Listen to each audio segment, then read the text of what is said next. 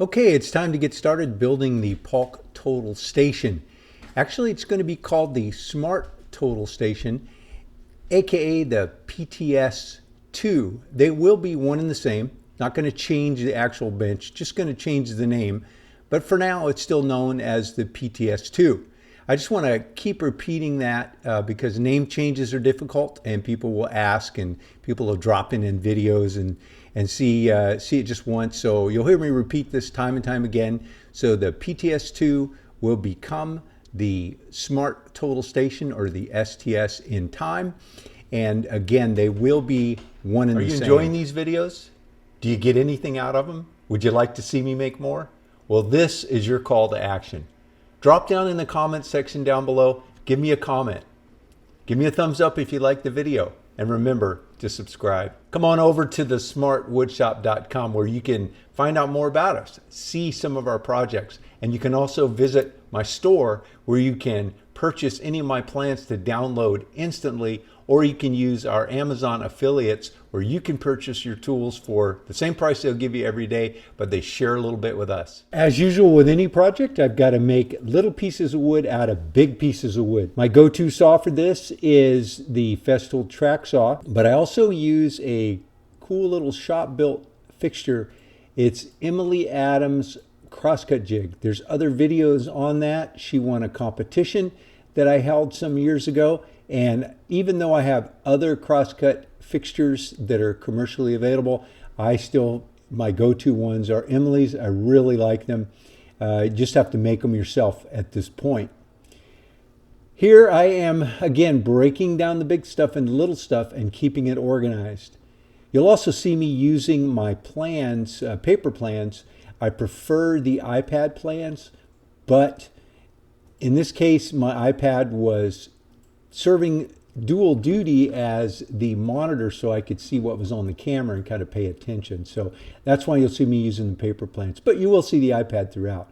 Here I'm making the jigs. These are two little patterns that I need to make so that I can easily make the actual pieces. So I've kind of laid out the center point of the holes I'm going to drill with this big hole saw. And again, I'll have to do this on each side, and then I will use my table saw to sort of connect the dots. And again, I take my time and get these patterns just right. You can see the long pattern. I've sort of jumped ahead here. I've already cut all the holes, and again, I will just be connecting the dots with my table saw. Then I'll do a little sanding cleanup and straightening them up. Again, taking my time on the patterns because they're going to save me a lot of time in the future, and I can build multiple benches a lot quicker after the first one. So I'm just dropping it on the table saw and making the cutouts. I only need for the top, the bench itself, these two templates. I use a bushing rather than a pattern bit. I don't like pattern bits because they're very finicky. They're exact, they're simple, you don't have to worry about the offset, but they can cut your template and then you got to make a new template. The bushings don't do that, but they do add a little bit of an offset. So these holes that I've cut in the pattern or the template are actually a little larger than the finished cut will be. So it's 1/8 of an inch longer and 1/8 of an inch wider. So that way when I make the cut, the offset of a 1/16 all the way around will be accounted for. Not so important on these holes here because you wouldn't really probably notice, although I like them as big as I can and keeping the bench structural because that's how I get tools in there. But with the outside, if you go to the outside, it will grow your pattern. So now you're expanding it. So you need to keep that in mind. When I'm making the cuts with the most versatile saw known to a carpenter, or what I like to call a poor man's CNC, you need to make multiple passes. You don't want to try to bore through all 12 millimeters or 1/2 inch at once. Start making a shallow cut, clean up the top edge, push down a little bit more, depending on the thickness of the material, keep pushing down. And then when you're all done, you pull out the cutaway and then make a clean pass, and it gets a nice clean cut. Very quick to do. As you can see, I was able to just unscrew that template. I use screw instead of tape in this case. It's a working bench, so I don't mind there's a few holes. But I can make that side as many times as I need. You'll also see me using my table saw quite a bit. A lot of people say, oh, you track saw or table saw. It's not, it's both. So for big materials, I use track saw. It replaces a much more expensive big stroke saw and gives me just as much more flexibility and the quality of workmanship. But a lot of ripping, narrower stuff, the table saw is still the quickest and way to go. So I'll break down long pieces of plywood or wide pieces of plywood into narrower pieces.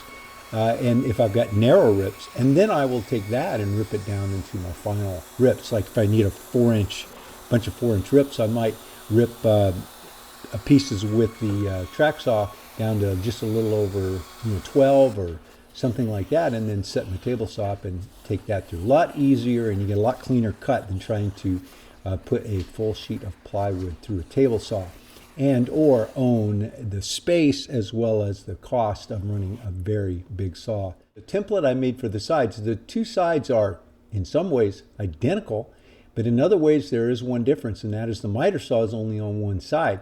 So what I did was I used the exact same template. I cut out the 2 end holes and left the middle one not cut away. I've made a separate jig to cut that. Again, I'm trying to be efficient and lean. So with the spreader template, again, I have 4 spreaders to make. And then I have a little notch in the top. Now, when you're making the cuts like the notch where I want square edge, the router, of course, is going to round the inside edge. On these elongated holes for axis, it doesn't really matter. But when I'm squaring it out like I'm doing there, you'll see that it gets rounded out on the inside edge. So the way I deal with that manually is I will take a chisel and I will just square those corners out. So I found that's the best way to do it. And even a CNC, you've got the same problem with CNC. A CNC can't make square corners because it's using a round bit to make the cut. And then, as always, I get my pieces all cut and ready to go, and I want to process as I go so it's easier. So I'm rounding over the edges on the inside and the outside. I just like it that way. I just think it's a lot, a lot more finished and a lot nicer when I'm grabbing and running my hands in. I did find a few delaminations, and what I did was went ahead and glued them up and clamped them and set them aside so that when it was time to assemble, because I'd be putting screws into those ends, they were glued up and ready to go. And that's going to happen with any plywood that you have. So if you run into a delamination, just in the moment, go ahead and glue it up. I use my chisel to kind of spread it apart a little further, get glue way down in there, clamp it up, set it aside, and that way when you're ready to start the assembly, you maybe have to clean a little hard glue off, but they are ready to go. Now you can see this center hole on the miter saw side. I've made a simple little jig. I could have done this manually with a saw and a jigsaw, but I want it to be universal. I want it to always be identical. So to take a couple of minutes and make that jig, even though I only had the one cut to do with it, I can save that template, and in the future I will be able to repeat this over and over and make them identical every time. Again, the patterns and the router become the practical CNC for those of us who don't want to spend the resources on a big CNC and don't have the shop space. Again, I'm a mobile carpenter, so I like my stuff to be mobile. And here I'm just using my chisel and cleaning up those inside corners. A little sanding, again, just, cleaning it up and finishing it as I go, so I'm not trying to do it all at once at the end. It's easier to reach into places. Again, another little delamination. You can see I'm using my chisel there to kind of space it apart and really get glued deep down in there, and then I'll clamp it up, set it aside, and it'll be ready to go. You can see here what I'm doing is taking the two sides and stacking them together so that I can lay out the screw holes. In previous benches, in some of the plans I have, I show using pocket holes, but I've decided that I just fuss with pocket screws too much when it comes to anything under 3/4 inch or 18 millimeter. Get down to these 1/2 inch, 12 millimeter plywood, And it's just, they do make screws for it, but it's too much of a hassle. The screws tend to come through probably about 20% of the time when you push a little hard, and they don't work. So I recommend, even my benches where I show pocket holes, I've commented on this multiple times, that I would recommend building them with through the face screws. I like these 1.5 to 2 inch, number 6 to number 8 trim head screws.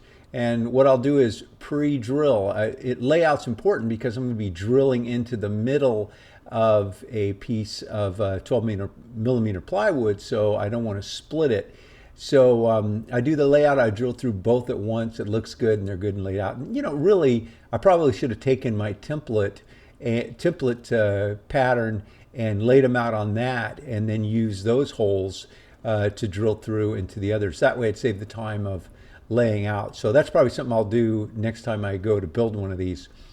In part 2, we'll assemble the frame. Give me a thumbs up, give me a comment, subscribe, and come on over to thesmartwoodshop.com. Thanks for taking the time to watch. Have a